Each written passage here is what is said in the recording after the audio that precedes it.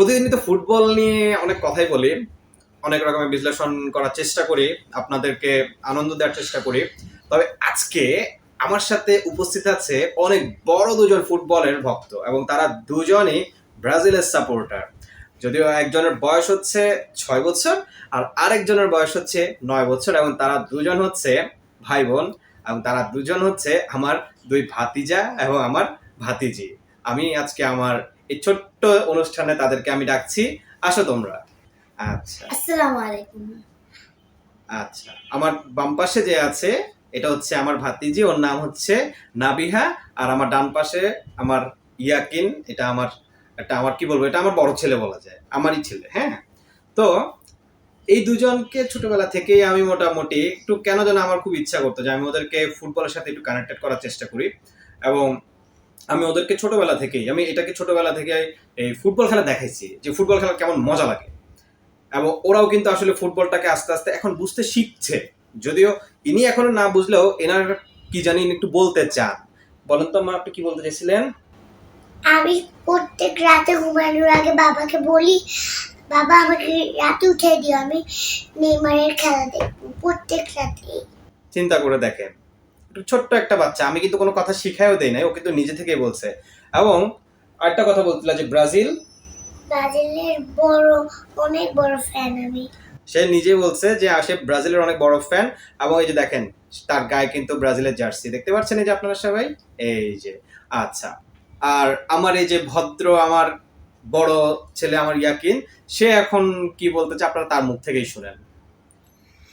আমি আমি ছোটবেলায় আমার চাচুর সাথে ফুটবল খেলা দেখেছি। আমি নেইমারকে অনেক পছন্দ করি, কারণ বিশেষ করে নেইমারের খেলাগুলো অনেক সুন্দর। পাঁচটা বিশ্বকাপ পাইছে। নেইমারের সব খেলোয়াড়কে আমি অনেক পছন্দ করি, কিন্তু বিশেষ করে আমি নেইমারকে অনেক পছন্দ করি।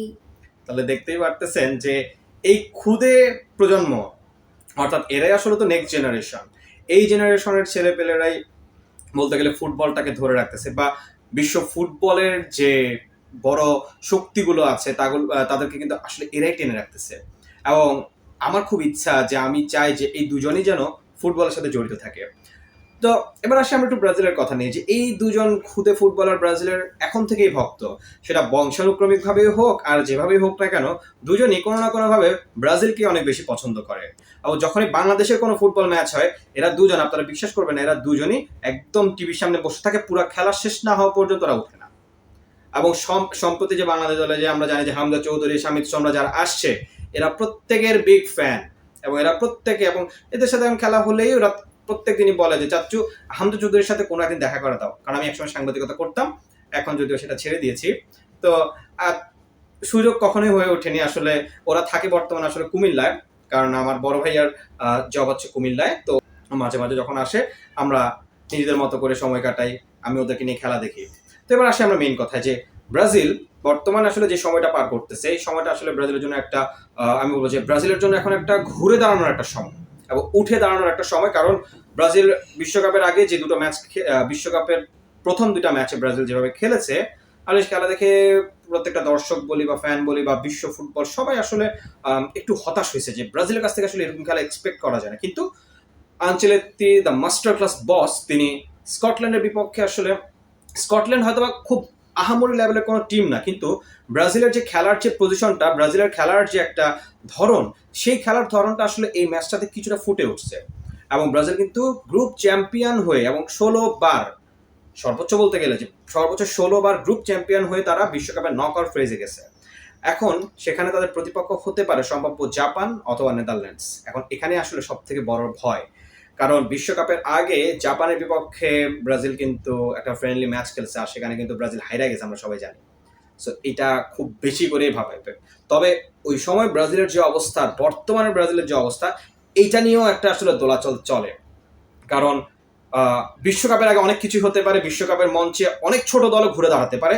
তবে ব্রাজিল কখনোই আন্ডারডগ ছিল না, ব্রাজিল প্রতিবারই আসলে বিশ্বকাপের আসলে অনেক ফেভারিট। তবে এইবার ব্রাজিলকে নিয়ে আলোচনাটা একটু কম হয়েছে, কারণ ব্রাজিলের সেই যে একটা মানে 2002 সালের পর এই ব্রাজিলটা না আর উঠে দাঁড়াতে পারতেছে না। প্রতিবারই দেখেন 2014 সালে একবার সেমিফাইনালে গেছে, আর সেবার কি হইলো, সে মারাকানা ট্র্যাজেডি। এই মারাকানা ট্র্যাজেডির থাপ্পা বা ছাপ এখনো তাদেরকে বয়ে বেড়াতে হচ্ছে। তো আলটিমেটলি এরপরে যতবার এই সময়ের মধ্যে আর যতবার বিশ্বকাপ খেলছে প্রতিবারই কোয়ার্টার থেকে বাদ পড়ছে। আর নেদারল্যান্ডসের বিপক্ষে আসলে ব্রাজিলের ইতিহাসটা ভালো না, 2010 সালে এই নেদারল্যান্ডসের কাছে হেরে কোয়ার্টার থেকে বাদ পড়ে। তো সবকিছু মিলায় আসলে ব্রাজিলের জন্য রাস্তাটা একটু টাফ হইতে পারে। আর আমার এই চ্যানেলটি যদি আপনাদের ভালো লেগে থাকে তাহলে অবশ্যই লাইক, কমেন্ট এবং শেয়ার করবেন, আর সাবস্ক্রাইব করতে ভুলবেন না। ধন্যবাদ সবাইকে। আল্লাহ হাফেজ।